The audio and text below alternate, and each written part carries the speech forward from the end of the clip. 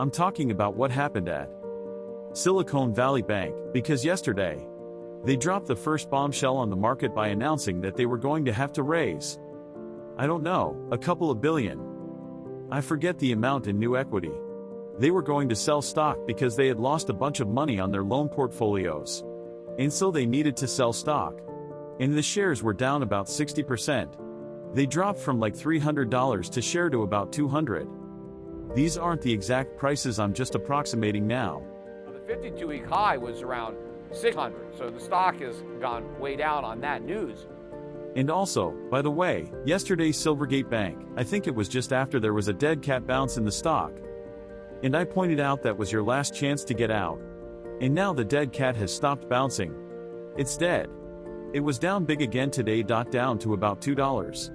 That's down from, I don't know, it was 600 whatever. It was actually not quite that high. 100 and something on that one, but it's going to zero. There was some Hail Mary they were going to try to save the bank. Well, that fell incomplete. In fact, it was probably intercepted and run for 6 points the other way. That's how miserable this Hail Mary was. But that's it. It's gone. The premier crypto bank is history. And for all the people who think that crypto is the future, why is the biggest crypto bank now history? This is big problems for crypto.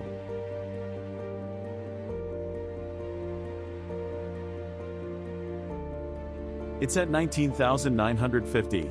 So close. But remember, Bitcoin had bounced all the way up to 25,500. It's now down 20% from that peak. So that's bear market territory, of course. We've been in a bear market the whole time. That was just another dead cat bounce. Although I guess the Bitcoin dead cat is going to take longer to stop bouncing, but believe me, it's dead. The people that own it just don't recognize that yet the impending financial crisis that I have been warning would happen for years for the precise reasons that it is now taking place. So I'm going to talk about some stuff today, but I've talked about it all before. Years ago, I warned that exactly what is happening right now would happen, and for the precise reasons that it's now happening. Now, I don't know anyone else that talked about it, right? So the mainstream media looks at this and it's like, ooh. Well, nobody could have predicted this. Yes, people did predict it. I know I was one of them. But it's going to get a lot worse from here.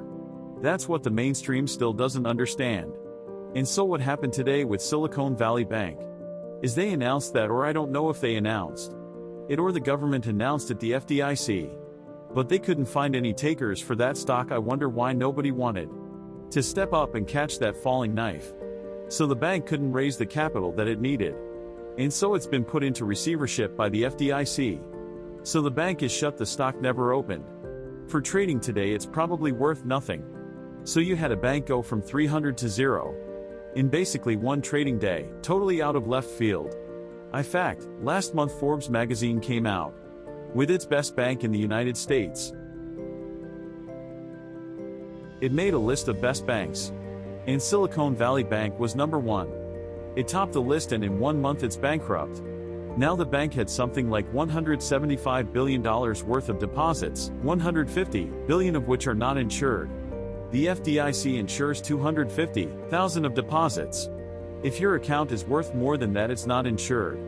I mean, you're protected up to the $250, but beyond that, you're on your own, and this is a big deal. So first let me get into what happened to this bank and why, and this is just one domino. A whole bunch of them are going to fail. I think the plunge protection team is going to be working nonstop over the weekend to try to figure out a rescue plan before the market opens for business on Monday morning. Because who knows how many shoes might drop over the weekend. The market should have been down a lot more than they were. In fact, the Dow Jones, I don't even think it was down 400 points today, or just under 400 points. 345, that's not that big a drop. In fact, on the week the Dow and the S&P are only down about 4%. Or down. Nasdaq gold stock were down 5% to 6%. On the week, even though gold rose, was up $35 an ounce today, it was up about $12 on the week. But gold stock hadn't recovered from their 30-day drop. Gold dropped 30 days $30. Rather on Tuesday in response to Powell's so-called hawkish testimony about the super strong U.S. economy. And so gold stocks got clobbered. They never got back off. The MAT, even though they were up about 2%. Today they couldn't recover the losses from earlier in the week. Even though gold itself was very strong at the week. In fact, not only did it hold nicely that 1800 support that I mentioned I thought was support, it closed at almost 1870 an ounce. So $7 above that support, which it just touched. So gold bid, and it's being bid for the same reason that bonds were way up today. The dollar was down today. Investors are anticipating some type of Fed pivot, where just a few days ago they thought, no, that's not going to happen. But the events from today with Silicon Valley Bank has now got people thinking that the Fed is going to have to do something. And they are going to have to do something, except it ain't going to work. That is the problem. That's what nobody understands. So getting back to what happened with this bank. And this again something that I was warning about years ago on the downsides of low interest rates.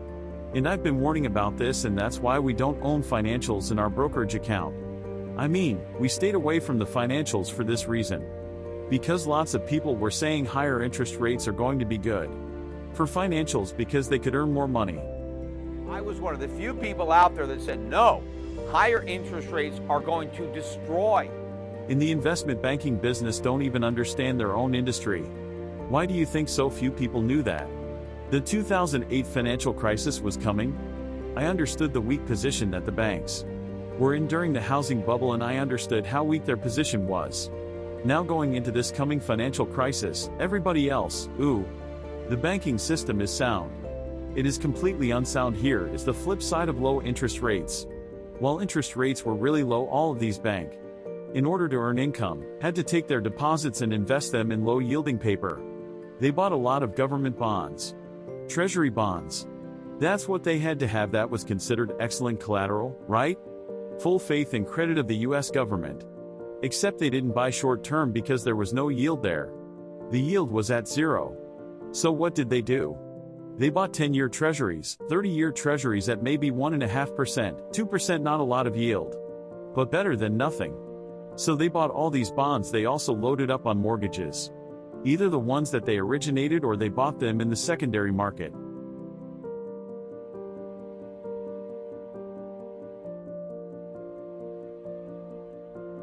Mortgage-backed securities. Personally, I've got a mortgage on my Connecticut house.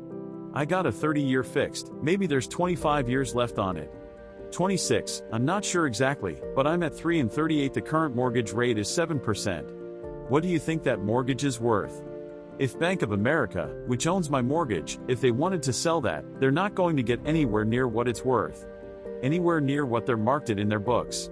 Because they're not marketing that loan to market. No, they're pretending.